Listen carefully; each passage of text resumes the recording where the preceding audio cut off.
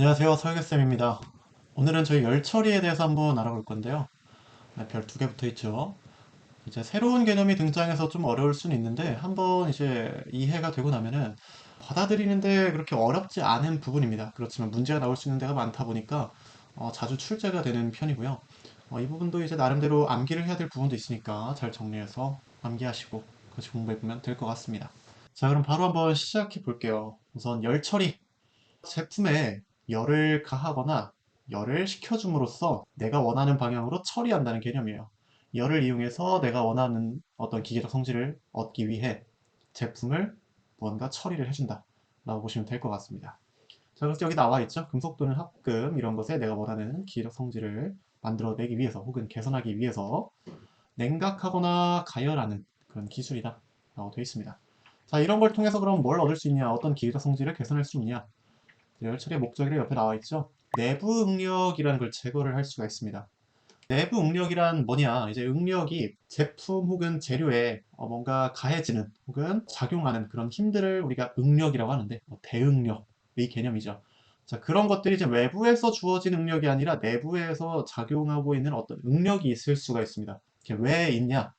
내가 가공을 하는 과정에서 특히 발생하게 되는데 형상을 소성 변형해서 변형시키다 보면 내부의 응력 에너지가 쌓이게 됩니다. 네, 그런 것들이 외부로 다 표출되지 못하고 내부에 남아있는 것들, 그런 것들이 이제 좀 대표적인 내부 응력의 케이스가 되는데요. 이게 있으면은 내가 원하지 않았던 기계적 성질이 나타나게 되거나 쉽게 파괴되는 그런 케이스로 번져나갈 수가 있습니다. 그래서 이 내부 응력을 그냥 두면은 일반적으로는 좋지 않다고 보기 때문에 이런 내부 응력을 좀 제거하거나 감소시키는데 큰 목적이 있다고 볼 수 있는 거죠. 자, 그래서 이런 것들을 제거하니까 강도가 높아질 수도 있는 거고요. 또 열 처리를 통해서 취성보다는 연성을 좀 높여줄 수가 있습니다. 그리고 일부분에 대해서는 경도를 높여주는 작업을 통해서 내마모성, 이런 내가 원하는 부분에 원하는 기적 성질을 높여줄 수 있다는 거 포인트가 되겠고요. 표면 경화가 방금 말씀드린 경도를 향상시킴으로써 내마모성을 좀 높여준다든지 이런 포인트가 되겠습니다. 내가 원하는 표면만 내부보다는 좀 더 단단한 조직이 이루어질 수 있도록 하는 것. 네, 그 방법들은 다 뒤에서 천천히 알아볼 거니까 너무 그렇게 스트레스 받지 마시고요. 그냥 전반적인 내용이다 라고 생각하시면 될 것 같습니다. 조직을 미세화한다. 네, 조직이 조대화, 좀 조직이 커지게 되면은 일반적으로 연성과 전성이 좀 더 높다고 말씀드렸었죠. 대신 이제 강도가 비교적 줄어드는 특성이 있다고 했었습니다. 그러니까 여기서 조직을 미세화한다는 건 강도를 좀 더 개선할 수 있는 그런 작업을 해준다라고 볼 수가 있는 거겠죠. 다 비슷한 얘기들인데 이제 전체적으로 좀 반복되고 있다라고 볼 수 있겠습니다. 자, 그럼 이제 열 처리를 통해서 우리가 원하는 기적 성질을 얻을 수 있다고 했는데, 그럼 어떤 처리들이 여기에 대표적으로 좀 존재하느냐? 하나씩 한번 알아볼 거예요. 그 중에 첫 번째로 나오는 게 이제 담금질이라고 하는 작업이 되겠습니다. 담금질은 뭐냐면, 계속해서 지난번부터 대장간 얘기를 하게 되네요. 지난번에는 대장간에서 제품을 두드리는 작업, 이걸 단조라고 말씀드렸었는데, 이번에는 달궈진 쇠를 이렇게 물통 같은 데에다가 갑자기 담그는 거를 드라마에서 혹시 보신 적이 있을 거예요. 사극 같은 거에서 많이 등장하겠죠. 네, 그런 거를 봤을 때 얘가 뻘겋게 달아있다가 물속에 넣게 되면 칙 하면서 김이 발생하고 물이 끓어오르고 그러면서 순식간에 식는 거를 본 적이 있으실 겁니다. 자, 이렇게 급하게 냉각한다 해서 급냉 혹은 급냉이라고 하는 작업을 해주게 되는데요. 이게 담금질이라고 하는 작업인 거예요. 영어로는 퀸칭이라고 하는 거죠. 자, 보시면은 이렇게 뜨겁게 달궜던 거, 이렇게 A1에서 A3 변태점보다 30도에서 50도 정도 높은 온도까지 가열한 다음에 유체에 담가주는 겁니다. 좀 전에는 이 중에서 제가 대표적이라고 할 수 있는 물에다 담그는 걸 예시로 들었던 거죠. 그렇게 되면은 급하게 냉각, 급냉돼서 조직이 변화하게 되는데요. 조직이 변화하는 그 이름이 마텐자이트라고 불러주는 조직으로 변화를 하게 됩니다. 이것도 이제 형태가 변화하다 보니까 저희가 변태라고 불러주게 되는데, 마텐자이트는 우리가 열 처리를 통해서 얻어내는 조직들 중에 가장 경도가 높은 조직입니다. 열 처리를 통해서 얻는 것 중에 가장 높은 거예요. 시멘타이트보다는 비교적 경도가 낮습니다. 시멘타이트는 그럼 뭐냐? 열 처리를 통해서가 아니라 탄소의 조성을 조절해가지고 만들어주는 게 시멘타이트였었죠. 자, 그래서 좀 더 보자면 강의 탄소량이 많거나 냉각 속도가 굉장히 빠르면 빠를수록 담금질 효과가 크다고 합니다. 담금질 효과가 크다는 건 제품이 이렇게 좀 비교적 부피가 커지면 가운데 부분이 겉부분보다는 좀 느리게 식게 되겠죠. 겉에는 내가 원하는 대로 마텐자이트로 변태가 일어나는데 내부는 생각한 것보다 조금 늦게 식어서 마텐자이트가 되지 못할 수도 있습니다. 자, 이런 경우에는 저희가 질량 효과라고 해서 질량이 커지면은 얘가 원하는 조직이 잘 형성되지 않는 케이스, 이거를 질량 효과라고 하게 되는데 거기에서 파생되는 이야기들이 굉장히 많습니다. 자, 오른쪽에 보시면은 경화능이라고 되어 있죠. 경화능은 얘가 담금질 됐을 때 마텐자이트로 얼마나 잘 변태되느냐를 얘기하는 거예요. 뭐 여기에는 마텐자이트를 형성하기 위한 조건이 비교적 시간이 좀 더 많이 주어지는 재료일 수도 있고, 어떤 것은 열 전달 속도가 굉장히 빨라서 내부까지 빠르게 식는 케이스도 있을 수가 있겠죠. 이런 등등의 것들, 이 전반적인 내용들이 좋을수록 내부까지 마텐자이트가 잘 형성되게 되는데, 잘 형성되는 경우를 저희가 경화능이 좋다라고 얘기하는 겁니다. 그럼 좀 전에 얘기하던 담금질 효과는 뭐냐? 이 담금질을 했을 때 얼마나 마텐자이트가 효과적으로 생기냐? 그것을 제가 담금질 효과라고 해요. 담금질을 했을 때 마텐자이트가 얼마나 비중이 많게 잘 생겨나느냐. 이렇게 되려면 냉각 속도가 빠를수록 마텐자이트로 잘 변태가 일어나고 강의 탄소량이 많을수록 마텐자이트로 잘 변태를 하더라 라는 얘기입니다. 자, 그렇게 구분해 주시면 되겠고요. 이 조미니 시험이라는 거는 뭐 이런 내용인데 이것까지 디테일하게 다 보실 필요는 없다고 생각합니다. 그냥 그림을 한번 보시면 될 것 같고, 이거는 경화능을 시험하기 위한 시험 방법이구나 정도만 아셔도 충분할 것 같습니다. 자, 그리고 살짝 내려보시면은 여기 냉각 속도에 따른 조직, 자, 여기에서 속도에 따라 분류를 해놓은 거죠. 저희가 오스테나이트 정도의 상태로 조직을 만들어 놓습니다. 가열을 해서요. 그 다음에 굉장히 빨리 식혀주면 마텐자이트가 형성되고요. 비교적 덜 빠르게 되면은 트루스타이트, 솔바이트, 펄라이트 순서대로 나타나게 됩니다. 이게 냉각 속도에 따른 조직의 형성 순서라고 보시면 될 것 같아요. 그 밑에 있는 거는 조금 전에 말씀드린 조직에 따른 경도입니다. 탄소강이 자기가 만들어낼 수 있는 조직의 각각의 이름들을 쭉 나열하는 건데요. 이거는 담금질, 냉각 속도에 따라서 형성되는 조직뿐 아니라 그냥 조성에 따라서 생길 수 있는 조직들도 다 담아놨습니다. 시멘타이트도 있고 마텐자이트도 있고 쭉 다 있는 건데요. 자, 아까 말씀드렸다시피 조직에 따라서 그냥 단순히 경도가 제일 높은 것은 무엇이냐라고 물어보면 시멘타이트. 열 처리를 통해 얻을 수 있는 조직 중에 가장 경도가 높은 것은 무엇이냐라고 물어본다면 마텐자이트가 된다고 말씀드렸습니다. 자, 이거 포인트로 잘 알고 계시고요. 여기 한 가지 추가로 말씀드리자면 신유형입니다. 신유형. 예를 들어 브리넬 경도 시험을 했는데 브리넬 경도 시험을 통해서 이제 경도를 측정했다면 그 중에서 경도가 가장 높은 조직은 무엇이냐? 라고 물어보는 이런 유형이 등장을 했어요. 자, 그러면은 갑자기 브리넬 경도 시험을 했다? 그럼 뭔가 달라지나? 라는 생각이 들어서 헷갈리실 수가 있는데, 브리넬 경도 시험뿐 아니라 비커스가 됐든 뭐가 됐든 로크웰이 됐든 뭐가 됐든 간에 모든 경도 시험을 통해서 얻을 수 있는 경도 값의 순서는 이 조직에 따른 경도 순서와 항상 동일하다. 뭘로 시험해도 단단한 거는 순서가 바뀌지 않습니다. 그렇게 알고 계시면 헷갈리지 않으실 것 같아요. 자, 옆에 있는 작용성에 대한 거는 한번 확인해 보시면 될 것 같습니다. 특히 작용성 원소 부분인데 한번 잘 읽어보세요. 자, 그래서 한 페이지 넘어가게 되면 이제 뜨임이라는 게 나옵니다. 얘는 이름이 템퍼링이에요. 템퍼링인데 얘는 뭐 하는 거냐? 저희가 앞에서 퀸칭 했었죠. 이 퀸칭을 하게 되면은 마텐자이트가 생긴다고 말씀드렸었는데 마텐자이트 상태로는 도무지 어디에 써먹기가 어렵습니다. 굉장히 특수한 케이스에서 마텐자이트를 어디에 쓸 수 있을지도 모르겠습니다만 일반적으로 마텐자이트 상태, 그러니까 즉 담금질한 그 상태 자체로 어딘가에 쓰는 케이스는 거의 없다고 보시면 돼요. 그럼 이걸 왜 만드냐? 이 퀸칭이란 작업 이후에 우리가 지금 얘기하고자 하는 이 템퍼링 작업 있죠? 이 템퍼링 작업을 꼭 거쳐줍니다. 그렇게 함으로써 마텐자이트를 만듦으로 경도가 어느 정도 상승되어 있는 상태에서 나름대로 강도와 인성 이런 것들을 추가로 부여하기 위한 작업인 거예요. 이 마텐자이트 상태로 쓸 수 없는 이유는 경도가 너무 높아서라기보다는 강도와 인성이 굉장히 떨어지기 때문이에요. 취성이란 얘기죠. 쉽게 파괴가 일어나서 쓸 수가 없는 건데 템퍼링 작업을 하게 되면 강도와 인성이 부여된다 라고 보시면 될 것 같습니다. 그래서 이것을 위해서 하는 작업인데 온도는 언제냐? A1 변태점 이하의 온도에서 계속해서 오랜 시간 가열을 해주는 거라 보시면 될 것 같아요. 근데 여기 보시면 두 개가 있어요. 저온과 고온이 있는데 고온 같은 경우에는 대충 한 500도에서 600도 정도, 저온은 한 200도 정도에서 작업을 해준다고 보시면 될 것 같습니다. 나머지 내용을 한번 잘 읽어봐 주세요. 자, 다음 오른쪽에 보시면은 담금질 효과 아까 말씀드렸었죠? 질량 효과도 설명을 드렸었습니다. 다음으로 이제 노치 효과라는 게 있는데 제품의 경우 담금질할 때 이렇게 각진 부분이 있다면 이거를 노치라고 합니다.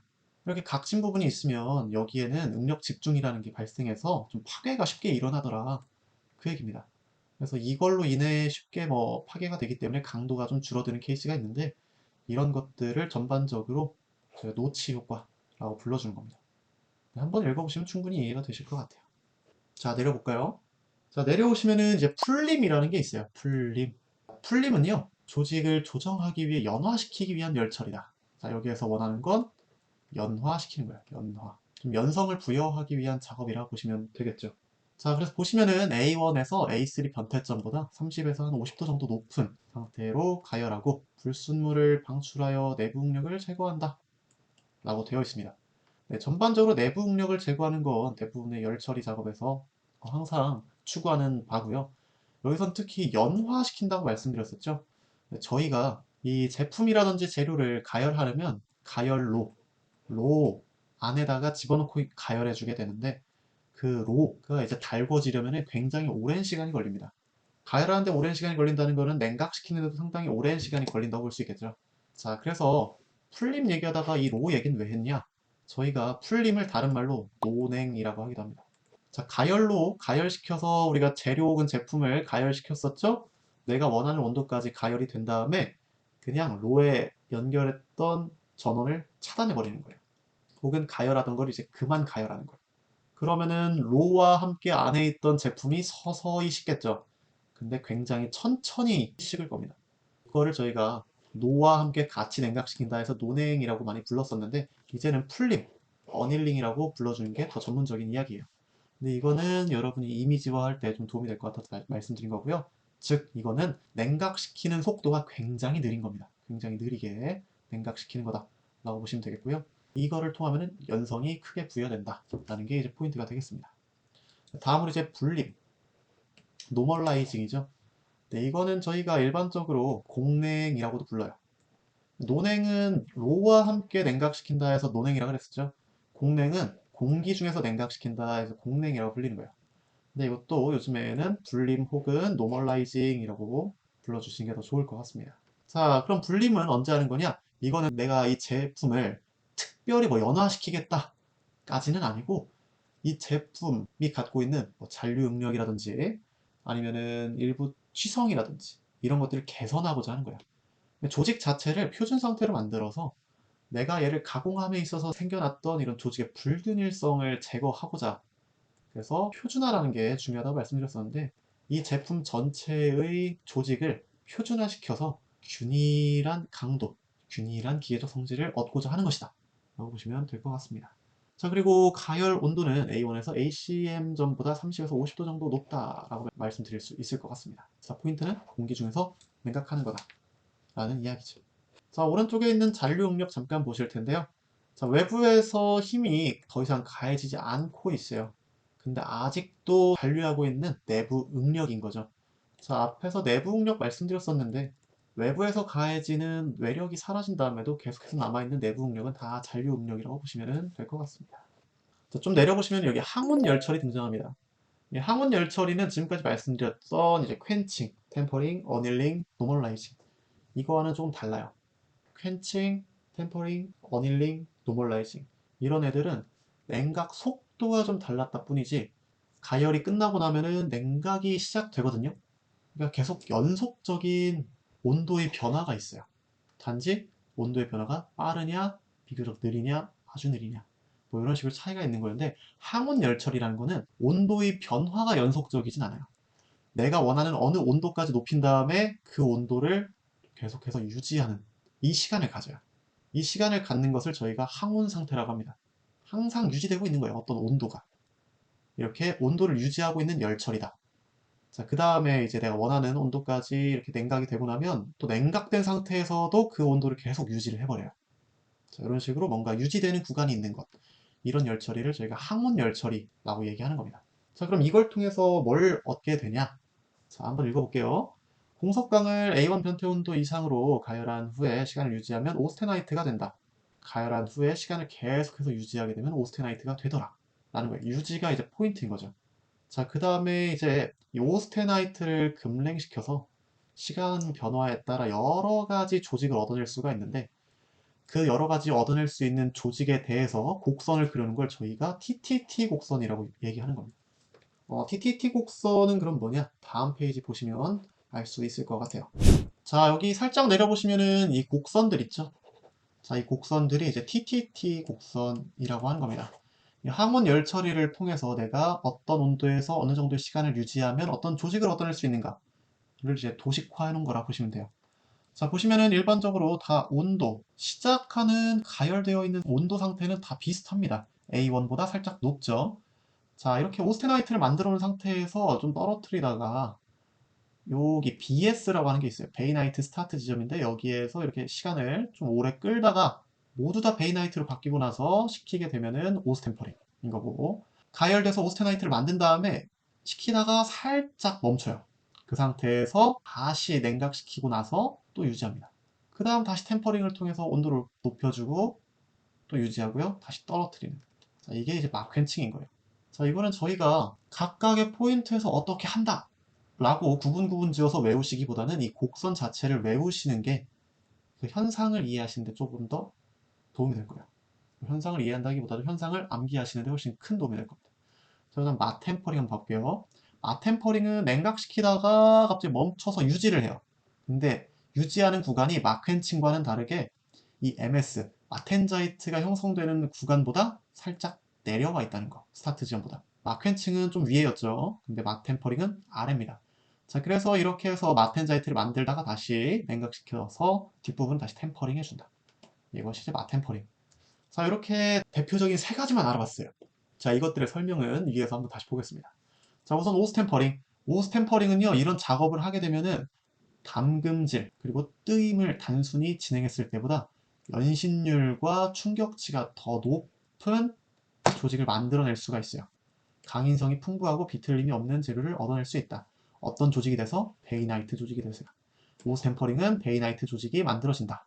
라고 보시면 되겠고, 마템퍼링은요, 마텐자이트랑 베이나이트의 혼합 조직이에요. 반반 정도라 보시면 돼요. 정확한 비율까지 저희가 알 필요는 없습니다. 왜냐면 시간에 따라서 다 다를 수 있기 때문이죠. 자, 그리고 마퀸칭. 마퀸칭 같은 경우에는 마텐자이트로 만들어주긴 하는데, 마텐자이트로 순식간에 만들게 되면 부피가 순간적으로 굉장히 커지게 되거든요. 그 과정에서 얘가 변형이 일어날 수 있습니다. 그래서 이 변형에 의해 일부 금이 크랙이 생긴다든지 아니면은 파괴가 일어난다든지 혹은 여러 가지 영향을 줄 수가 있게 되는데 이 식히는 과정에서 시간을 좀 줌으로써 이런 균열 혹은 변형 이런 것들을 좀 개선할 수 있는 그런 열처리 방법이라고 보실 수 있는 거죠. 이 세 개 정도는 여러분이 알고 계시면 도움이 되실 것 같습니다. 오스템퍼링, 마템퍼링은 어떤 특정한 조직을 얻어내기 위해서 그리고 마켄칭 같은 경우에는 조직을 얻어내는 것도 물론 전혀 없진 않지만 조직을 얻어내는 것 이외에 이런 변태 과정에서 순식간에 늘어나는 그 부피가 커져서 뭐 크랙이 생기거나 파괴가 일어나는 이런 것들을 개선하기 위해서 하는 그런 작업이다 라고 봐주시는 게 좀 맞을 것 같습니다. 자, 다음으로 내려오시면은 개념 잡기 문제 한번 확인해 볼 건데요. 자, 여기 보시면 마텐자이트와 베이나이트의 혼합 조직으로 MS와 MF 점 사이에 염욕에 담금질하여 과레모스테나이트의 변태가 완료할 때까지 항원 유지하는 권역을 공략하는 열처리는 무엇인가? 뒷부분은 굉장히 길고 어렵죠. 저희가 근데 앞에서 일단 한 가지 힌트를 얻어낼 수가 있습니다. 마텐자이트와 베이나이트의 혼합 조직. 그래서 저희 혼합 조직 아까 뭐라고 말씀드렸었죠? 마템퍼링이었죠. 자, 그래서 저희가 마템퍼링인데 마템퍼라고 부르기도 하기 때문에 정답은 2번이 되겠습니다. 이 뒷부분의 내용도 당연히 알고 계시면 좋은데 어떤 조직이 나오는지가 더욱 더 포인트이기 때문에 그 포인트를 일단 캐치하고 넘어가시는 게 굉장히 좋을 것 같아요. 다음으로 이제 열처리 중에 표면만 경화시키는 열처리, 표면 경화 열처리에 대한 내용입니다. 표면 경화라는 거에서 알 수 있다시피 저희가 제품이 있으면 내부까지 어떻게 성질을 다 변화시키고자 꾀하는 것이 아니라 겉에 표면 있죠? 네, 겉 껍데기 부분만 좀 더 단단하게, 경화하니까 단단하게겠죠. 단단하게 만들어주기 위한 어떤 열 처리 방법을 얘기하는 겁니다. 이거는 이제 내부는 비교적 좀 질기게, 강도가 높고 인성이 높게 조직을 만들어 놓고 혹은 조성을 해 놓고 겉부분만 조금 더 단단하게 만듦으로써 높은 경도를 통해 복합적인 강도를 높이는 혹은 마모성에 좀 강하게 만들어주는 이런 등등의 기계적 성질을 노려보는 것이라고 보시면 되겠습니다. 첫 번째로는 이제 침탄법이 있는데요. 침투시키는 겁니다. 뭐를? 탄소를. 강의 표면에 탄소를 침투시키는 방법인 거예요. 저희 앞에서 계속해서 얘기했던 내용이죠. 조직엔 탄소가 들어가서 시멘타이트로 형성이 많이 될수록 혹은 탄소가 조직과 조직 사이에 많이 끼어 들어가서 변형이 많이 일어나게 할수록 그렇게 할수록 경도가 높아지게 되는데요. 여기에서 탄소를 침투시킴으로써 뭐 시멘타이트의 추가적인 형성을 노리거나 아니면은 탄소가 조직과 조직 사이에서 서로 어긋나게 만들어서 강도를 높여주거나 하는 방법을 말한다 보시면 되겠습니다. 이때는 이제 고체 상태의 탄소를 이용해서 분말을 이용해서 분위기를 조성하는 방법과 가스를 이용해서 탄소를 침투시키는 방법 두 가지가 있는데요. 이것의 특징은 단시간에 가능하다는 겁니다. 지금 이 두 번째 줄 특징이 있죠. 이건 잘 알아두시는 게 좋아요. 자, 그리고 단시간에 가능한데 변형이 많이 생기더라. 이 침탄법을 이용해서 열 처리를 하는 과정에서 뭔가 형상의 변형이라든지 치수의 변형이라든지 이런 변형이 많이 생긴다는 것이 이제 특징이라고 할 수 있겠습니다. 다만 다행인 점은 침탄 후에 수정이 가능은 하더라. 라고 보시면 되겠어요. 근데 이 두 번째 줄 제가 왜 잘 보시라고 말씀드렸냐면 다음에 질화법 나오죠. 질화법과 거의 대비되는 반대라고 봐도 무방할 정도로 좀 특징이 좀 대비가 됩니다. 우선 질화법은 뭐냐? 질소를 이용해서 경화시키는 방법이에요. 질소. 질소를 이용하니까 뭔가 가스를 이용한다고 봐야겠죠. 어떤 가스냐? 그냥 단순 질소 가스가 아니라 수소와 결합되어 있는 암모니아 가스.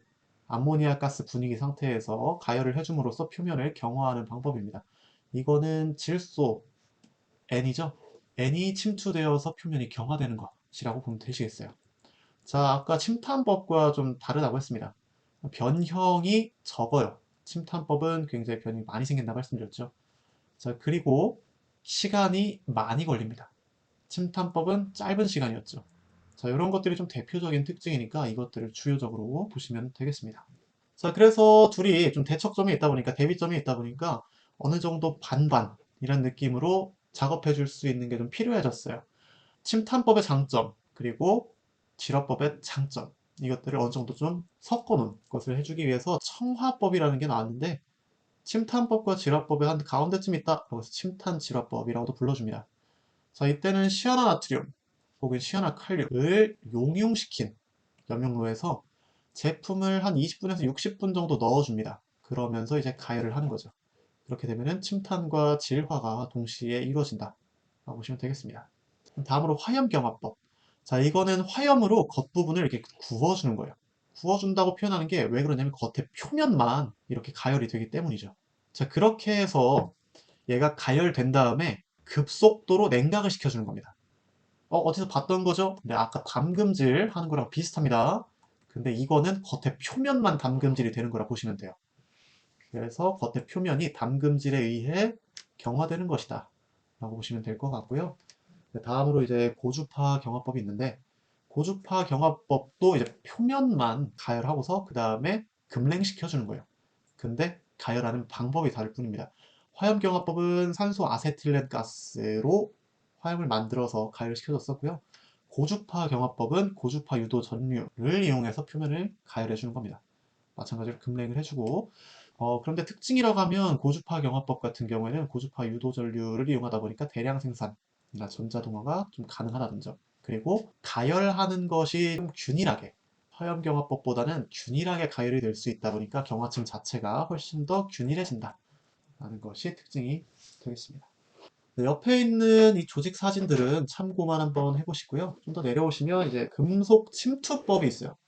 자, 금속 침투법은 뭐냐? 방금 보셨던 침탄법 한번 생각해 보세요. 침탄법은 탄소를 침투시키는 거였죠? 근데 여기에서 탄소 말고 다른 금속들, 금속 것들을 침투시켜준다 라고 생각을 하시면 될 것 같아요. 자, 그래서 얘도 표면을 가열한 다음에 다른 종류의 금속을 피복시키는 합금층, 얘네를 이제 침투시켜주는 합금층을 만드는 방법이다 라고 보시면 되는 거죠. 각각의 이름과 옆에 있는 원소들, 얘네를 매칭을 하셔서 외워주시는 것이 가장 중요합니다. 여기 옆에 있는 효과 있죠? 효과는 그냥 전반적으로 비슷하고 혹은 그냥 좋은 얘기구나 라고 생각하셔도 무방할 정도로 이 이름과 원소를 매칭시키는 것에 대해서 문제가 굉장히 자주 나오는 편입니다. 네, 그래서 우선은 이 이름과 원소를 잘 매칭해서 외워주고 나중에 시간이 남으면 옆에 있는 내용까지 외워봐야지 라고 생각을 해주시면 되겠는데요. 근데 외우는 게 그렇게 어렵지 않아요. 하나씩 볼까요? 자, 세라다이징. 이거는 조금 헷갈릴 수 있어요. 근데 밑에 있는 것부터 볼게요. 크로마이징이죠. 크로마이징은 크롬을 가지고서 하기 때문에 크로마이징. 보로나이징은 붕소, 비죠. 붕소를 가지고서 하기 때문에 보로나이징. 실리코나이징은 규소, 실리콘이죠. 그래서 실리코나이징. 칼로라이징 조금 다르죠. 알루미늄인데. 근데 어쨌든 칼로, 그리고 알루미늄. 네, 흡사하니까 이렇게 외워주시면 될 것 같아요. 세라다이징만 좀 특징적으로 아연이구나라고 매칭해서 외워주시면 되겠죠. 자, 이것이 가장 중요한 포인트다. 라고 보시면 될 것 같습니다. 자, 여기까지 하시면은 저 열 처리에 대해서 좀 간단히 알아봤고요. 특히 앞에서 말씀드린 연속적인 열 처리, 그리고 항온 열 처리. 이것들의 전반적인 의미. 어디에서는 이제 온도의 변화가 좀 연속적으로 있고, 항온에서는 그 어떤 특정한 온도를 좀 유지해주고, 이런 것들이 좀 특징이었으니까, 이 두 가지 특징을 가지고서 거기에 해당하는 열처리들이 뭐가 있는지, 그리고 온도를 어떤 식으로 제어하는지, 이런 것들을 잘 봐주시면은 좀 크게 도움이 되지 않을까 싶습니다. 네, 이번 강의도 좀 길어졌는데요. 고생 많으셨고, 여기서도 외울 것들이 꽤나 있죠. 네, 잘 외워주시면 좋을 것 같습니다. 네, 오늘도 고생 많으셨고 다음 강의에서 만나도록 할게요. 고생 많으셨습니다.